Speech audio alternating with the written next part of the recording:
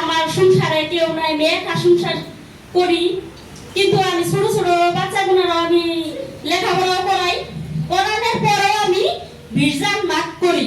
কিন্তু আমার সামনে যদি কেউ ওই বিরজান মাঠে একটু চুল পরিমাণ যদি ভুল করে তারা কিন্তু আমি ছাড়বো না। আমার সামনে যদি কেউ কিছু করে তাও আমি ছাড়বো না। কেন? আমার সাথ 1 নম্বর, 4 পাইলে 15 পাইলেও আমার সাথ ই না। কিন্তু আমি স্যারের জন্য সবসময় আমি দোয়া করি, বা স্যারের আমার নিজের ভাইয়ের মতনও আমি ই করি। স্যার যদি একদিন আমার বাড়িতে বা মমতাজ ম্যাডামের বাড়িতে না যায়, আমি আর মমতাজ ম্যাডামে বলি যে স্যার আসে না, স্যার না এলে কিন্তু ভালো লাগে না। স্যার যদি একটা কথা কয় কিন্তু ভালো লাগে, অন্তরের মধ্যে যে সবকিছু পারবো, কিন্তু পারবো অল্প সামান্য একটু অসুবিধা হয়েছে।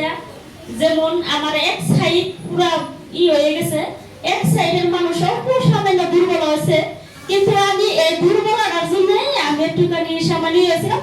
কিন্তু এই দুর্বলতা আমি সারা মহিলা আশা করছি আজকে দিনের ভিতরে সারা মানুষ আমার আসছে, কিন্তু উপস্থিত হয়ে হারে নাকি আসবো, এইটি আশা করে আমি আমার বক্তব্য আমি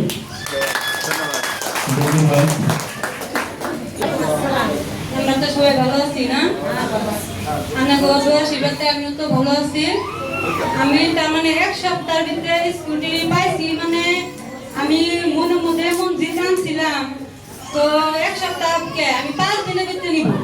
5 দিন সাড়ে টার্গেট দিয়েছিল 1 সপ্তাহ, আমি নিয়েছিলাম 5 দিন। 5 দিন নিয়ে পরে কিন্তু আমি একাই কিন্তু সামলাতে পারি না। আমার সঙ্গে যারা সাথ দিয়েছে, আমার জুনিয়র যারা আছে তারা আমাকে হয়তো সাথ দিয়েছে, তার জন্য আমি পেয়েছি।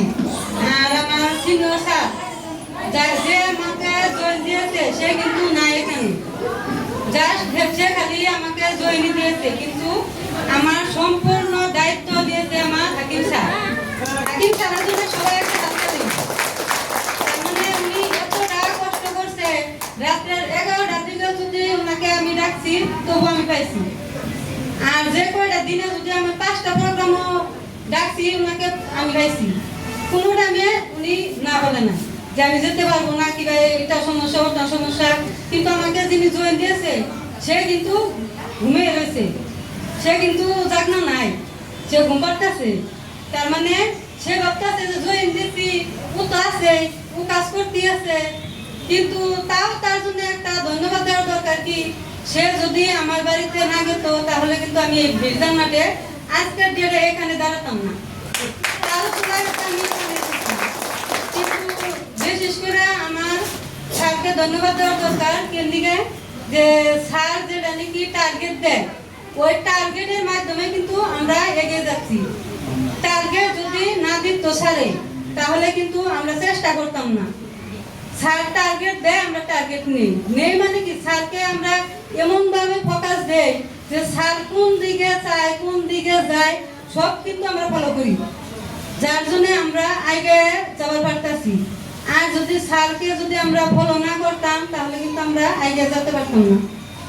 আর আমার থেকে সব থেকে আমার টিমের যে জুনিয়র আছে আমাকে যথেষ্ট হেল্প করছে আমার এই সমলা ম্যাডাম। সমলা ম্যাডামটা কিন্তু আমি কিন্তু যেখানে যাই আমি কিন্তু একা যেতে পারি না, যেহেতু আমি একটা লেডিস। এ কিন্তু রাত্রে 7টা 8টা থাক আমার বাড়িতে থাকি।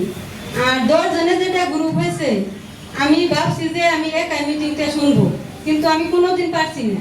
প্রত্যেক দিন আজকে মিটিংয়ে কিন্তু লাইভে আসার পরে কিন্তু আমার গেটটা যায় হেরা উনি ঢাকাইতেছে আর কি যে খুলো তাড়াতাড়ি স্যার লাইভে উনি আর মরিয়ম ম্যাডাম।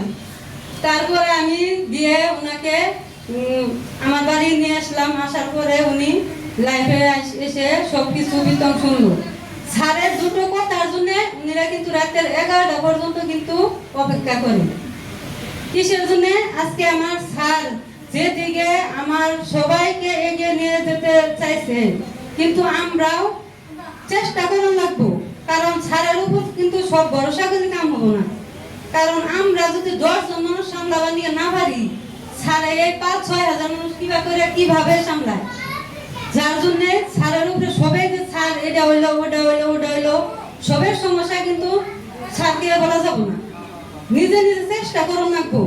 আমার জুনিয়ররা কি একটা কমেন্ট করলো না করলো, কি বললো না বললো, ওইটা কিন্তু আমার দেখতে হবে। সবটা স্যারকে যদি প্রেশার দেয় তাহলে স্যারও তো আমাদের মতনই একজন। আমার শরীরে যে রক্ত মাংস আছে স্যারের শরীরে সেম, কিন্তু সবের ব্রেন বিবেক সমান না। আমি জানার মতে স্যারের যেটা ব্রেন বিবেক, আমি জানি যে এখানে যতটি লোক আছে আর কারো স্যারের মতো নাই। স্যারের মতো ব্রেন নাই মানে কি, আমি Barpeta district already Barpeta district ধরে দিছি যে স্যারের মতো কিন্তু নাই। আমার স্যার একাই 1000 100 না 1000 লাখ কোটি 100 কেন লাখের মধ্যে একজন স্যার। তার কারণ স্যারের যে প্লেন, ওই প্লেন আমারও কিন্তু আমি যে আমার জুনিয়রদেরকে যে প্লেন দেই, তার কারণ স্যারকে আমি ফোকাস দেই, স্যারের প্লেন আমি নেই, ওই প্লেন অনুযায়ী আমি ওদেরকে প্লেন দিয়ে দিই। কিন্তু আমার একদিন ওই ব্রেনটা কিন্তু থাকতো না। স্যারকে ফোকাস দেওয়ার পরে কিন্তু ওই ব্রেনটা আমার খাটাইতেছে আর কি। ব্রেন তো সবারই আছে, কিন্তু আমরা কেউ খাটাই না, ব্রেনটা সঠিকভাবে খাটাই না। আগে যেরকম আমি করতাম কি, ছেলে মেয়েদের স্কুলে পাঠাইয়া মোবাইল দেখতাম, বা হয়তো আশেপাশে দু একজন আসতো তাদেরকে নিয়ে আড্ডা দিতাম। আর এখন আমার কি, সকালে যেন উঠি, সকালে 4টা 4:30 উঠি, উঠে নামাজ টামাজ পড়ে কোরআন সুরান পড়ে হয়তো আমি চাটা বানায় খাইয়ে মেয়ের জাগনা কইরা ওরা লেখাপড়ার দিকে গুছাইয়া দিয়ে হেরে আমি তারপর মোবাইলটা নিয়ে বমি যে এখন তো 6টা বাজে এলো, স্যারে লাইভে আসবো। কিন্তু আগে কিন্তু আমার এই সিস্টেমটা থাকতো না। 7টা বাজে ঘুম থেকে উঠতাম আমি, 7টা বাজে উঠে হেরে মেয়ের কাপড়ে পিন্তামো না কি খাবারই দিব, আমার টাইম হইতো না। আর আজকে বিরজান মাঠে আইসা হেরা কিন্তু আমার সিস্টেমটা বদলে গেছে গা, আমার অল ফ্যামিলির সিস্টেম বদলে গেছে গা। আর আমাদেরকে কি বললো নেগেটিভ কথা, আমি কিন্তু তাদেরকে কিন্তু আমি চাইয়াও দেখি না, কানও দেখি না, যে যা বলে বলুক। তার কারণ আমি যদি শক্তিশালী হয়ে যদি আমি এগিয়ে যেতে পারি, কোনো বাধায় কিছু করতে পারবো না। যেরকম সারা একদিন একটা কথা বলছিল যে নীতি বড় মানুষ হতে চায়, তার সামনে কিন্তু পাহাড় আসবো, ওই পাহাড় কিন্তু আমার বুকে ঠেলে ভাঙতে হবে। আমি সেটাই করতে চেষ্টা করতেছি, কিন্তু এখন তিনি করতে পারি না। কিন্তু ইনশাল্লাহ আপনারা যদি সহায় সহযোগিতা করুন, ছাড়া যদি আমার আশীর্বাদ দেন, সবাই আশীর্বাদ দেন, একটা দিন আমি কিন্তু পারবো, আমার মনে এটা দিতেছে। আর আমি যেটা টার্গেট নেই, এই যে আজকে গোলসেটিং করছি যেটা 100 দিনের, আমি কিন্তু কন্টিনিউ কিন্তু আমি ফিল আপ করে যাচ্ছি স্যার, কন্টিনিউ। কালকে রাতে কিন্তু আমার 4টা আইডিয়া এসেছিল, একটা বাকি আছে। ওই একটার জন্য কিন্তু আমি 11:30 বাজে একজন মানুষ আমাকে আইডি দিব বলছিল, শিওর গ্যারান্টি, যার জন্য ওই সাহসে আমি 15 বার তার কল করছি। 15 বার কল করার পরে ও ঘুমায় গেছে, ঘুমায় যাওয়ার পরে জাগনা হওয়ার পরে এত বারবার কল করে, তারপরে রাত্রে তখন 31 বাজে না 21 বাজে, 11টা 21 বাজে, তখন উনি আইডি দিচ্ছে। আমি আইডি মেরে স্যারকে 11টা 27 তখন আমি ওই আইডি মেরে আমি পাঠাইছি স্যারকে। কিন্তু আমি যেভাবে মনের মধ্যে জিত রাখছি, মনের মধ্যে যে এসব হিট আছে, আমরা জানি যে প্রত্যেকটা মা বোন বা ভাই বাপ চাচা যে যা আসুন, সবাই যদি মনের মধ্যে হিট রাখুন, সবাই আইডিয়া দেওয়া পারবেন। কিন্তু কথা হচ্ছে কি, মনের মধ্যে জিত আর হিট রাখা লাগবে।